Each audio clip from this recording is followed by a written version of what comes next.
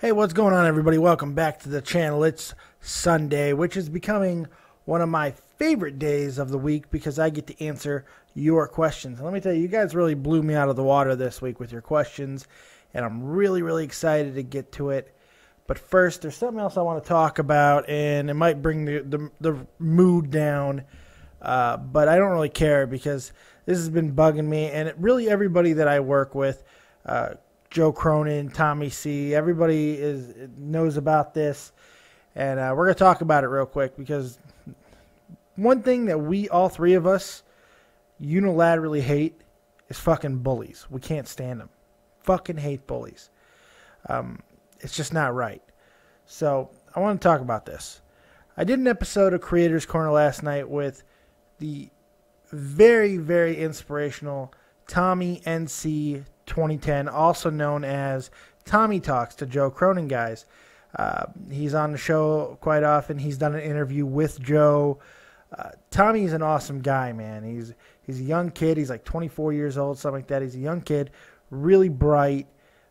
He's got such passion for wrestling and movies, and he does all kinds of videos and vlogs, and they're kooky and zany. He does free spoken word rap. We laugh about it. It's really funny. It makes us. I know it's not. He's not intending it to be funny, but it is really funny because it's free spoken word. It has nothing to do with him. It's the fact that it's free spoken word, and it's too funny. The lyrics that he uses. But we all agree that he's a talented guy. We all really like him.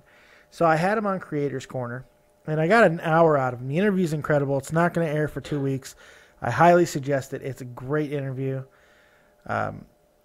But over the course of the interview, he's talking, he kind of makes references to someone in the wrestling world on YouTube that kind of was a dick to him, that kind of shunned him. And he elaborates as the interview goes on, and he tells this story, but he couldn't remember who was a dick to him. And he actually, at one point, there was another story that it was me, I was a dick to him on air, but it was part of a act. It was nothing serious. But he was talking about trying to get a wrestling guy, a wrestling douchebag like me, one of us on his show, and the guy wrote him back and was just a complete asshole, and basically said, "I'm too good for your show." In not those exact words, but in many more. It was just very rude and just fucked up. And you don't talk to people that way. Anybody, but even more people who have a myriad of different types of learning disabilities and birth defects or whatever you want to call it. And this just, it pisses me off so much. So throughout the interview, we're talking about it, and he finds the original message, and it turned out to be Rotten from Talkin' Wrestling News. They're a smaller YouTube channel just like I am, and the self-proclaimed second in charge, and he writes this in the fucking comments too, by the way, in his comments to Tommy C that were to Tommy Talks, that were completely uncalled for and unfound and just real dickish. I mean, the guy calls himself a fucking genius in these comments. He's just complete douchebag. There's so many things, but the hard part of it was the fact that Joe Cronin, my good friend and partner, and I co-host with him on the Monday Night Raw and pay-per-view reviews. Him and JD from New York are starting to work with Talkin' Wrestling News. And I told Joe about this, and he fucking, in Joe Cronin fashion, went goddamn ballistic. Now, to be fair, this is me. This is a Dead on Dave Productions thing. Has nothing to do with anybody else. I'm sure everyone else is going to talk about it in their own right because everyone's pretty pissed off about it. And from what I understand, so is JD from New York. We're all pretty fucking livid over this thing because Tommy Talks is one of our own. He's on the Joe Cronin show often enough. He's one of our guys, and you don't fucking do that. And even if he wasn't, you don't fucking treat people this way. It's not right. So this is coming just from me. And to be completely fair about it, from Tommy Talks himself, he says that the head guy, the main guy, Alex, was completely cool with him. He also sent me the comments on YouTube that the messages that Alex sent him, and Alex was completely cool. This has nothing to do with Alex, and frankly, it has nothing to do with talking wrestling news. This is directed at B. Rotten, all right? This is directed at you, you fucking rip-off artist, you goddamn piece of goddamn garbage. You know, how the fuck are you going to talk to someone like that? How are you going to treat somebody with just complete disdain and talk about how you're so fucking great? You know, Jesus, a little bit of fucking common decency. Who the fuck are we? Who the fuck are any of us? We're a bunch of people on YouTube talking about fucking wrestling. And you're going to talk down to a guy who's honestly, quite fucking literally, has had more fame than any of us. This dude did a fucking episode of MTV's Made. You know, he's had a taste of fucking actual television, actual big television channel in MTV. He's been a part of it. He's more of a pop culture. He's more of a pop culture reference footnote than any of us are. But yeah, you're gonna talk like a fucking asshole to this guy for no fucking reason at all. And what the fuck is wrong with you? There are a lot of ways to handle things. If someone's being a little too fan-oriented, or if to you they're being annoying, there are a million ways to fucking handle things. To talk down to somebody is not fucking one of them. Now, we talk a lot of shit. Joe Cronin, Tommy C., myself, we talk a lot of shit about a lot of people. But we never treat someone like that. Ever. We treat assholes the way assholes deserve to be treated. But we don't treat fucking normal, everyday goddamn people who are being decent and inspirational and fucking really cool like shit, just because we can, just because, oh, you got some subs, which you don't have that many more than me, and you just gained a whole bunch of fucking more because of Joe and JD. They just boosted you by over 100 fucking subs the last I goddamn checked. I'm pissed off about this, guys. I was going to make a separate video. I wasn't going to make it as part of the viewer question thing, but I'm so goddamn pissed off about it, I can't even think straight. And I've slept on it all night. And honestly, it affected me all goddamn evening because I had this lovely talk with this dude. Then I watched his episode of MTV's Made. And if you can watch it and not feel moved by this kid's fucking story, then there's something wrong with you on the inside. I've made a fucking friend out of this. And it's Tommy NC 2010. He's a fucking friend. He's a part of the Joe Cronin family. He's a part of the Dead on Dave Productions family. And you know what? He's a smart wrestling mind, too. He's passionate about it. He could have been a fucking benefit to you over there at Talking Wrestling News. Or at least you could have got some laughs out of the kid because he's funny. He says funny shit.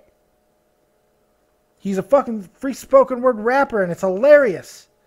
But you shit on him. Why? Because he's a little different? You're a piece of shit, B. Rotten. And if you got something to fucking say, bring it here, get on Skype, and we'll talk like fucking men, and I'll tell you exactly how the fuck I feel. And you know what? Why don't you go ahead and give Andre Corbiel his fucking shtick back, too, you piece of shit. All right. All right. I was not meaning to go off the handles like that, but I'm sorry I got started, and things kind of went crazy. So, let's start here, shall we? If you notice, I still have my rotation of t-shirts over here. And that is on, I know, what a segue, right? deadondave.spreadshirt.com. Okay? But the new one, look at this thing. This is Isaac Rojas' his latest creation. Look at this shirt. Look at this shirt. It's fucking copious. And it's fucking beautiful. Well, I mean, it's not a copious. There's not more than one. There's not a lot of shirts. I mean, the shirt is copious. You know what I mean? It says copious is what I mean. Look at it. Look at this. And it's me. Someone captured the beauty. I mean, I still had the full beard when he drew me or whatever. But still, it's fucking badass, man. I absolutely love this thing. I bought one. Had to go buy it. And it's incredible. $11 on Spreadshirt. I'm not trying to shill this to you. $11 for this amazing shirt in a bigger size. And I had to pay like $7 to ship it to Germany. But still, I don't care. This thing is awesome. I'm in love with it. It's my favorite thing right now. It's incredible. And it humbles me to my fucking core. This is awesome. Does it look a little bit like Chun-Li from Pawn Stars? Yes, but it doesn't matter. Because I've gotten that before. I've gotten Bray Wyatt. I've gotten... last night, I got fucking Kevin Smith. So, it happens. But anyway... Now we took care of all that stuff. We took care of the assholes. We took care of the plugging and the shilling. Let's go ahead and get to your guys' viewer questions, because I know that's why you're here. And we got a lot of them. We got some really good ones, man. I got to give you guys credit. Everybody who wrote in, I have to give you so much credit, because you guys really kicked ass on this. You really did. Some great questions. I had a lot of fun with that. I actually had to put some thought into these ones. I mean, this wasn't just quick, rapid fire, boom, you know. So Ed Crowley, he gets the first question this week. Now, Ed, you know he's on the show quite often. He's a good friend of mine. He's a great friend of the channel. And he's hilarious, but he's also a little negative. So we sparred quite often on last week's comment section of the viewer questions. But he wrote a good one. I really like this question. What he wrote, Ed Crowley, he writes, who's your favorite British wrestler of all time? And who was the best British wrestler of all time? And as he knows me, he knows that they're not the same answer. And anyone who's been watching knows that I'm not going to give you the same answer for both. In fact, I had to give you 4. I had to break this up. This is how much thought I put into it. I had to break it up into 4 categories. First, the most successful British wrestler. God, I can't say wrestler today. The most successful British wrestler of all time. It's kind of obvious. It's the British Bulldog, Davey Boy Smith. I mean, come on. Is there even an argument? Is there even an argument? I mean, he put British wrestling, god damn, what's the matter with me, on the map and took it to heights that nobody ever thought possible. I mean, he formed one of the greatest tag teams of all time, Dynamite Kid, man. I mean, come on. The British Bulldogs. It's fucking incredible. He had success in tag team division, singles competition, he had Wembley Stadium, Intercontinental title victory. I mean, come on, man. I mean, it doesn't get much better than that. But he is not my favorite, nor is he the best wrestler. He is the most successful. The greatest wrestler, overall greatest wrestler in British history I've ever seen, and because he had a career inside and outside of the ring, is Lord Alfred Hayes, who he wasn't only a fantastic British wrestler, but he was also very, very, very wildly successful in the NWA, capturing many titles while he was there in the 70s. Then he went on to become probably the greatest British ring announcer we're ever likely to see. I don't think we're ever going to see a better ring announcer than Lord Alfred Hayes. So for all those reasons, he is the greatest British wrestler of all time. Now, he is not the finest ring technician. The finest British ring technician is William Regal. And I don't think there's any questioning that. William Regal, when he decides to fully go behind the scenes, he should easily be taking over the top spot at NXT as far as the training head. And I like Bill DeMott. He's a tough guy, but William Regal is not only one of the greatest British technical wrestlers of all time, he's one of the greatest technical wrestlers of all time, period. William Regal should be in anybody's top 5 or 6 technical wrestlers to ever live. I don't think it's very hard to argue with that. He's amazing. The things he's done. And William Regal, I got to give him credit when he was Lord Steven Regal or whatever else you want to call him. When he was a man, he's a man, a manly man. He has endured so many horrible gimmicks. The first ever to kiss Vince McMahon's ass. He's endured so much. He's been through the ringer, and he's still, I believe he still wrestles at house shows all over the world. And, because he's that good in the ring. And give all credit to William Regal. One of the best to never win a world title in WWE. I always felt he should have won one, but it would have been hard to give it to him, and I understand that. My personal favorite British export, aside from Layla, and it has nothing to do with her ability, just because I love looking at Layla, but my actual favorite British export is Wade Barrett. Not only on what he has done so far in the Nexus and in the WWE, multiple Intercontinental title wins, all of this stuff, but his future. I mean, there are only a few guys in wrestling that has a brighter future than Wade Barrett. Bad News Barrett his gimmick is so hot, and you just have to feel that when it's all said and done, he's going to be the most successful, and he's going to go down as the greatest British wrestler in history. So there's my opinion on that. So good question, Ed Crowley. I appreciate that, my friend. Call in soon. We'll talk. We'll bullshit. Mr. Supreme, you get the next question this week, and you got two of them. The first one is about the Joe Cronin Show family, so I'll answer that first. His question is, will you and the rest of the JCS, Joe Cronin Show, community start an actual company soon to control productions easier? I think it'd make great business, but I don't know if you guys have thought about it before or not. Okay. I don't, because of where we are in the world, because we all live in different places aside from Tommy and I, and time constraints and time zones and all this shit, I don't know if we're ever going to be able to make an actual company. But this I do know. It would take a hell of an act of the world to get us to stop working together, because we really do enjoy it. We have a lot of fun. I think we bring out the best in each other. The three of us and Jesse and Dave Rose and so many others that are in this family with us, I feel we bring out the best in one another, and we push each other to bigger heights, to do things we wouldn't normally do. We learn from each other. It's really a great community and a great family, and I love being part of it. That being said, would I love to make an actual business? Yeah, because if we ever got to the point where we were profitable and making money, I mean, Joe's got the subs for it, where I think he could be making a little bit of money, but the rest of us, our subs are still low, and we're all trying to figure out the best way to build and grow together. When it gets to a point to where it becomes a business, I'm sure that conversation will happen. I appreciate you bringing it up.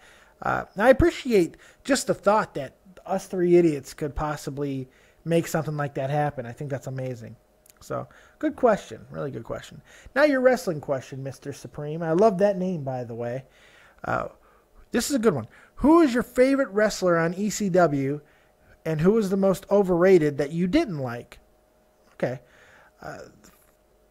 The most overrated and who I didn't like, I actually split that up into two questions. Who I just hated, and who's considered one of the best wrestlers in ECW history, and it makes me fucking insane, is New Jack. Every time New Jack came on the fucking dude, he was I want to say spot monkey, but because the guy's black, I'm probably going to be labeled a fucking racist. He's a spot jockey with absolute no in-ring fucking talent at all, a very, very big mouth, and so fucking overrated. Yes, he had some spots that made the fans go insane, but that's what the fans wanted. That's those ECW fans who went, and I've been to a couple myself when I was a kid. They went to those shows looking for blood, looking for insanity, looking for those holy fucking God moments. And New Jack provided those, but he provided very little else. So I was never a big New Jack guy. The other guy who I think is the most overrated, and I think it's not even a question, who's the most overrated wrestler in ECW history, I think it's Taz. And I'm going to get a lot of hate for that. But I was just never a Taz guy. I didn't think he looked like a little fucking midget Mighty Mouse. And he was a suplex machine, yes. But when you go back and watch these matches now, it seemed like everybody was always having to give him a little bit of a helping hand. He was sloppy. He was not the technical wrestler people would talk about too.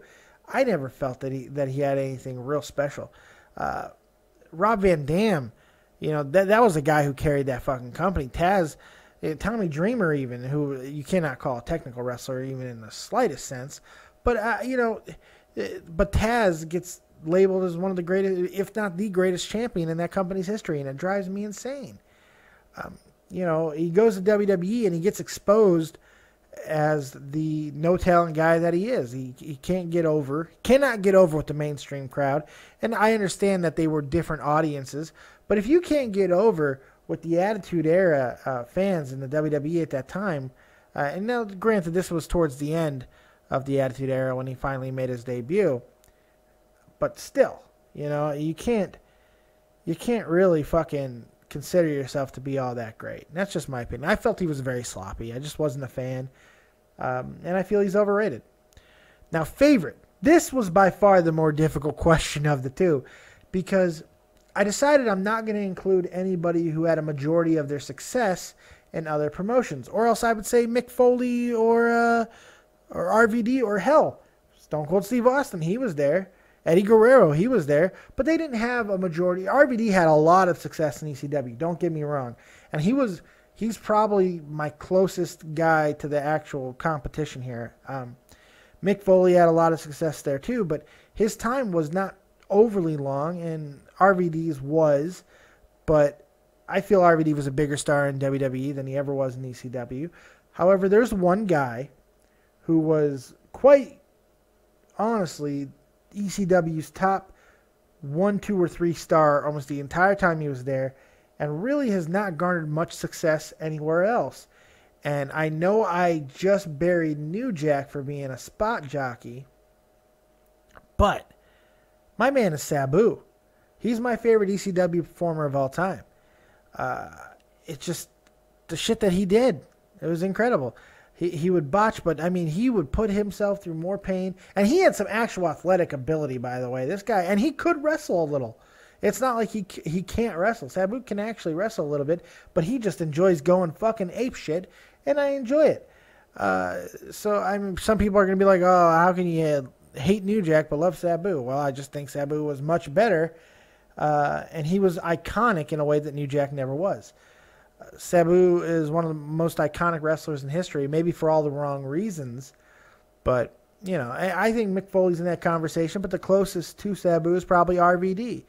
Because him, RVD, Tommy Dreamer, Sandman, those are the guys, that's their core four. I mean, those are the dudes who really carried that company and stayed when other people were leaving and jumping ship. People forget ECW was like almost like a minor league system for the other promotions for a while. Chris Benoit, Chris Jericho, Dean Malenko, Eddie Guerrero. I mean, they were all just plucked. Steve Austin had a short stop over there. Mick Foley, Terry Funk, they had runs, but they were going on the bigger and better things. And Terry Funk, his career has spanned everywhere, so it's not surprising there. But there are a lot of guys, the best always seem to leave. They didn't stick around. And RVD, tried like a million times, it would seem, to continually get up to WWE. I remember when he was coming up and being Mr. Monday Night and everything. And you'd see, like during the talent exchange era, where you would get an ECW guy, it seemed to be RVD more often than not, and it was a lot of fun. So it's a tough question, but I'm going to go with Sabu. If you're going to stick a gun to my head, I'm going to go with Sabu. So now we're getting to some we got 2 questions left. Well, two viewers who have questions left. There's a couple questions from the 2 of these guys. But Logan Barrett, my man, this dude always gives good questions, and he nailed it again. What is the greatest rivalry of all time? What a good question. I couldn't do it. I couldn't give you one. You know me by now. I'm not going to give you one because it's impossible just to say one. So I gave you 5. I'm going to give you 5 here, with each one having a different reason as to why it has a claim for it. And you just tell me what you think. The most real feeling and hate-driven rivalry is Shawn Michaels versus Bret Hart. That rivalry could have went on for years, man. The matches those two could have had with each other would have been amazing. And, had Hart not left, maybe Shawn never gets hurt in that match with The Undertaker. Maybe he never bangs his back on that casket. Maybe it never happens. But him getting hurt is what ends up changing his life anyway, so it was all for the best. But can you imagine, had they been given more opportunity to run with each other and actually have WrestleMania main events, aside from the one they had? Jesus, it was incredible. But the thing about what made the rivalry so good is whenever they were on screen together, you could just tell this was not kayfabe. They hated each other. Absolutely loathed one another. And I'm not sure that all that animosity is gone. So, I don't know. But for my money, that's one of my favorites. If you want the greatest wrestling rivalry, you want to watch two guys who had a series of matches over years. They probably wrestled each other thousands of times, through house shows and television shows and all over the country. It's not even a question. It's Ric Flair and Ricky the Dragon Steamboat. Have two guys ever had better chemistry than Ricky and Ric Flair? The Dragon and Ric Flair, my God. The talent these two had and the chemistry and the limits that they would just explode through. They brought out the absolute tippy-top best in each other. And a guy who was a close second for Ric Flair, for me, is Sting. Sting always brought out the best in Ric Flair. And Ric Flair certainly brought out the best in Sting, especially in those early days when Sting didn't have much more than some natural athletic ability and a really good look. Because that's what Sting had. And he had a work ethic that allowed him to grow into a better wrestler. It's hard to call him a top-tier mechanic in the ring, but he was a damn good wrestler later on. But Rick brought the best to him early on. But for my money, greatest wrestling rivalry of all time, just for sheer wrestling, is Ric Flair and Ricky the Dragon Steamboat. I think the most industry-changing, the rivalry that had the most impact on the industry as a whole, because it spanned two different points in their careers, is The Rock and Stone Cold Steve Austin. You can make the argument that they are the two biggest names in the history of the sport. And it's really tough to argue against it properly. Yeah, you could say Hogan, but really, I mean, it's hard to go against The Rock and Steve Austin. I mean, they're on the Mount Rushmore of wrestlers, which is not easy to do. If you have to chisel Mount Rushmore, and who are you gonna? If you have to chisel four guys in granite, who's it gonna be? I think the two kind of buys right on there is Rock and Stone Cold. Their rivalry started with the Intercontinental title, and it was incredible. They pushed things over the limits, man, throwing stuff off of bridges, beating the hell out of each other. And then when they took a break from each other to later feud over the World Heavyweight Championship, WWE Championship, and my God, this was Stone Cold's last match as well. It was against Rocky. And Rock finally getting over on him, Stone Cold going out. In a match that he has said over and over he does not like. And that's why I do ultimately think Stone Cold will have one final match. When and against who, we'll never fucking know until it happens. But those two absolutely pushed each other to heights that... And they didn't do it with amazing technical wrestling. I mean, you can never look at a Stone Cold and Rock match and go, oh my God, look at these holds. No, they just ass-whooping and attitude, and it was amazing to watch. It defined an era, and it changed wrestling. It really did. I think the most important, now that being said about industry changing, I think the most important rivalry of all time came in the 80s, and I talked about it the other day. It's the Fabulous Freebirds and the Von Erichs. Now, why do I say that? If you ask anybody in the South that's my age or older, probably around 35 years old, they're not only going to tell you that this is the most important rivalry in wrestling industry, but it's just the flat-out greatest rivalry in wrestling history. They're going to tell you that. If you grew up in Texas, if you grew up anywhere in the South and you were able to travel to the Omni and to all these other places and go see wrestling, on a Saturday night or a Friday night, you were watching the Freebirds and the Von Erichs tear each other to fucking pieces, and it was wonderful. This rivalry spanned for as long as the Von Erichs were alive, really, And it just incredible rivalry, incredible charisma, and it kept wrestling going in a part of the country where it was dying out for a time. People forget that WWE was surging in the mid 80s, and the emphasis was going away from the territories. It was going away. The territories were starting to die out at this time. Vince was buying them up and putting them out of business and all of this. And WWE was having at the time WWF was having WrestleMania and all these big grandstanding. Muhammad Ali was at WrestleManias, and I mean it was insane because it was becoming a mainstream thing. But in the South, it didn't get any bigger than the Freebirds and the Von Erichs. So I feel that without that rivalry, Southern wrestling and maybe the entire culture, that subculture of wrestling would have died. So for my money, it's the most important rivalry in history. Now, all of that being said, those 4 rivalries are great. However, there is one that was by far the most entertaining, most overall entertaining. They had industry impact, industry-changing impact, the wrestling involving a myriad of stars, creating stars, destroying stars, drama, suspense, blood, sex, fucking insanity. It's Mr. McMahon versus Stone Cold Steve Austin. And you can kind of throw The Rock in there with that as well, because The Rock was a champion of Vince McMahon. But The Rock also feuded with Steve outside of it. And if you remember, Steve did at one point join up with McMahon to screw over The Rock. So it's just, there's all kinds of insane things that happen with that. But it all revolves around McMahon and Austin. And it's one of those things where it's just such an easy thing to put at number one and the overall. That's why I wanted to talk about these other rivalries too, to put it in perspective.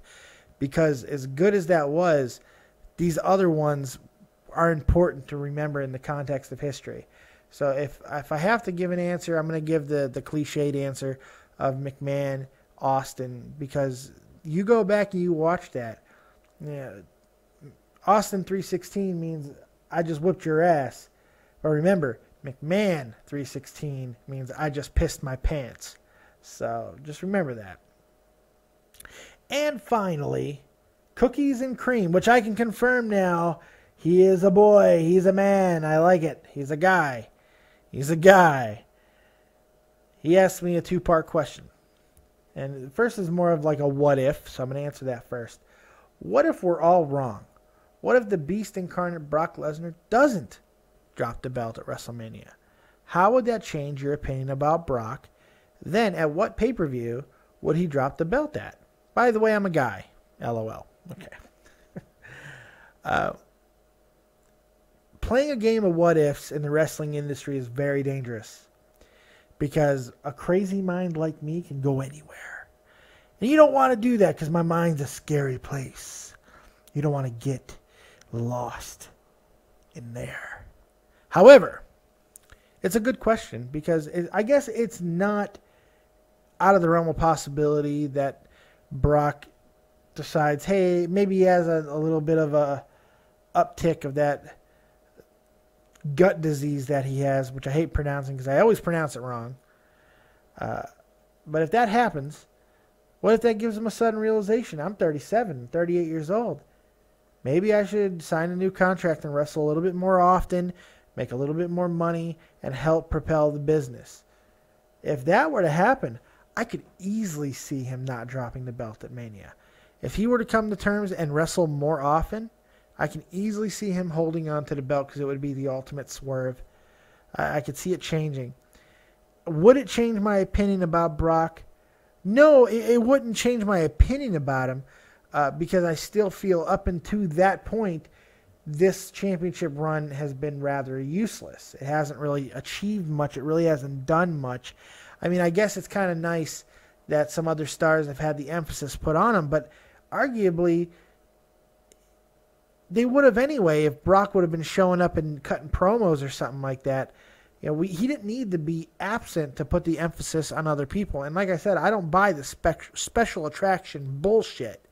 I just don't. It's the World Heavyweight Championship. It's bullshit. Come on. All that being said, so no, I don't think it would change my opinion of what he's done. Would it change my opinion of Brock overall? Yeah, because I would look at him as a wrestler again. I'd look at him as a guy who's doing what's best for the industry and not just best for himself, which I feel is what he's done up until this point. And honestly, I can't friggin' blame him. I mean, if the rumors are true, he makes like $1.5 million per appearance. I mean, it's insane the money he makes. And he's got to understand, though, at that price, WWE cannot continue to afford to pay him. And that's completely understandable. So, hope that answers your question. Final question, it also belongs to Cookies and Cream. I know you're a dude, but you got to change that name, player. Cookies and Cream? Really? Cookies and Cream.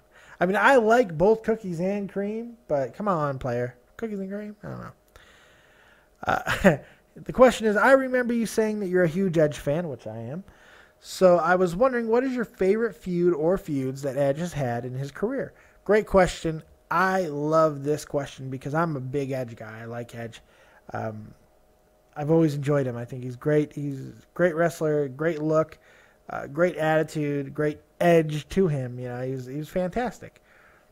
My honorable mentions are probably going to be surprising, and then I have 4 that I want to talk about a little bit and for what reasons. I know these questions have been answered a little bit strange, but I'm hoping that you're understanding by now who I am, and I give answers these ways because I'm not going to just be a jackass and give you the same bland answer. I'm going to give you as good of thought out of an answer as I possibly can, and usually with multiple facets to the answer. So, the honorable mentions are Kurt Angle and The Undertaker, because both of those feuds were just immensely important to Edge's career, but either timing or length of the feud or just overall quality of all the matches combined, too many gimmick matches, too many run-in matches, whatever you want to call it, it didn't pop those feuds for me onto a scale that maybe they should have. There were some great matches between both Edge and Angle and Edge and Undertaker.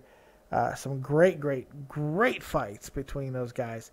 But it's just on the cusp for me. I guess I have to give an honorable mention to Christian because their feud, I think, should have been a lot bigger and longer and better than it was. I think that could have been the greatest feud of all for him, but they didn't, and that's okay. So let's get into it. First, I'm going to talk about the feud that put Edge on the map, and that is Edge, Christian versus the Dudleys and the Hardys. It's a 3-way feud that lasted multiple years. I mean, multiple events, multiple years. The destruction and devastation. It stole shows. It stole main events at WrestleMania. I mean, my God. You don't remember everything from WrestleMania 18 sometimes, or WrestleMania 19, but you remember that TLC match. Let me tell you. You remember the things that they've had. You remember that. It's quite incredible what that rivalry was able to do, and Christian is an afterthought in that. I mean, Edge, if you think back to all the big spots in those matches that team was involved in, it was Edge. Edge speared Hardy off the ladder, all these things. It was Edge. Edge became a superstar. He's the one out of the 6 guys that, from that feud, really propelled himself into singles action. It took Hardy a little bit longer. And Christian obviously took longer. But Edge, he was able to go from that point and just rocket himself out. It was quite special to see. The Matt Hardy feud, which is maybe my overall favorite. I mean, just because of how real it was, how real and personal, and how nasty the fights were. I mean, I wish it would have went longer, but I understand they couldn't work together. I get it. whenever a woman's involved, especially a woman like Lita, I mean, that's a woman worth fighting for in a lot of ways, but she's kind of a hoe too. I mean, you can go that route and say, well, maybe she's not worth fighting for at all, leaving her man like that. But at the same time, who the fuck are you to tell somebody else how to be happy, So it's hard to say. But god damn, those two beat the fucking shit out of each other. I mean, really did. Really, really did. It was so much fun to watch. It was entertaining. I wish it would have went longer. I really do. But one of them had to go, so one got moved over to SmackDown. The you're fired match or whatever. The not retirement match, but loser leaves town match on Raw. And Hardy goes over to SmackDown. And basically, from that point on, his career went... I think he had a United States title run. I believe he had a short run as the ECW champion. But Hardy could have been a bigger star, and he never was. And one can make the argument that had he continued to feud with Edge and they would have both stayed on Raw, maybe Hardy would have been that breakout star. Maybe it would have been Hardy instead of Edge. Who knows? It's hard to say at this point. The feud that made Edge legit in my and many people's eyes is the feud with Foley. The series of matches culminating at WrestleMania, that when he put Mick through the table, the flaming table, that was left all doubts that this guy has arrived. That this guy, if there were any doubts up to that point, because he was already a pretty goddamn big star at this point, there was no more doubts. I mean, it's what sealed him in as the man. This guy is it. He is the next guy, and he was. People, it was the right thing. And Mick Foley seems to be able to bring out the best in anybody because of what he's willing to do to himself. And that's quite impressive. It's a lot of fun to see. Mick Foley will never get the credit that he deserves. Maybe not till long after he's dead. What a great wrestler, and the things that he was able to do and bring out in other people, because I think he was really getting punched in the face half the time. I know Mick's matches with Vader, he was getting punched in the face for real. I know that at times. It was cool. Ripped his fucking ear off, man. It was great. Caught in the ropes. Awesome. But the feud that made him a star, the feud that made Edge a superstar, and more importantly, propelled somebody else to superstardom, this is going to make a lot of people angry, and I don't give a fuck, because not only is it Edge's greatest feud, it's John Cena's greatest feud. It's his greatest rival. John Cena and Edge created each other. They made each other into these... Let's face it. They made each other Hall of Famers. And would they have done it without each other? Maybe. But they brought out stuff into each other that nobody else knew they had. Nobody else knew that was there. Nobody knew that John Cena had that type of depth. Certainly nobody knew that Edge could be as sick and sadistic as he got during that Cena feud. I mean, they did things to their bodies that were incredible. You almost forget how bad Cena can be when he fought Edge, because if there's one guy that Cena sold for, it was Edge. He sold for Edge. He lost matches to Edge cleanly, and people forget that. That was a great rivalry, and it turned them both. Any losses that either one would take didn't hurt their career. Everybody wants to talk about how Dean Ambrose and Bray Wyatt, their careers are hurt by the losses or whatever. Dean got hurt by the losses. If there's one rivalry you can point to and say that is not necessarily true, that you could take a loss and still be stronger for it, it's Edge and Cena, because Edge, obviously Edge lost the war with Cena, but he didn't suffer because of it. His star grew brighter because of it. And I think I make the comparison to Ambrose, because Ambrose being thrust back into the main event spotlight with the Seth Rollins and Roman Reigns angle kind of shows the same thing. I think they're trying to do the same thing, to where they had a rivalry that obviously it's not on the same caliber as Cena and Edge, but it was a rivalry of two stars that they were trying to make bigger stars, and for whatever reason just didn't work, because I don't think it connected with the crowd enough, because they were kind of too similar in a lot of ways. Maybe that's part of it. I don't know. But Dean getting pivoted over into this everyone's in on it. Everyone's like, okay, that works. Let's go. And it's because of the type of star that he is. He's that type of guy. Edge was that type of guy. So it's quite interesting to see how that works. And it's a lot of fun. So, look, I appreciate all the questions this week. Great questions. You guys, great ones, man. Keep them coming. Don't be afraid. Whatever you want to ask, throw it right down there. I'll answer anything. I don't give a shit. It's a lot of fun. I enjoy it. I hope you guys are enjoying it. I hope this is as fun for you as it is for me. And anything you want to see, anything you want to know, go ahead and ask, and I will do my best to answer it anytime. And we got a good week of programming coming up right here on Dead on Dave Productions. So stay tuned for that. And remember, fuck be rotten, you bully fuck. I'm out of here. I'm Dead on Dave. This is your Daily Focus Viewer Questions Sunday edition. We'll see you tomorrow right here. Peace.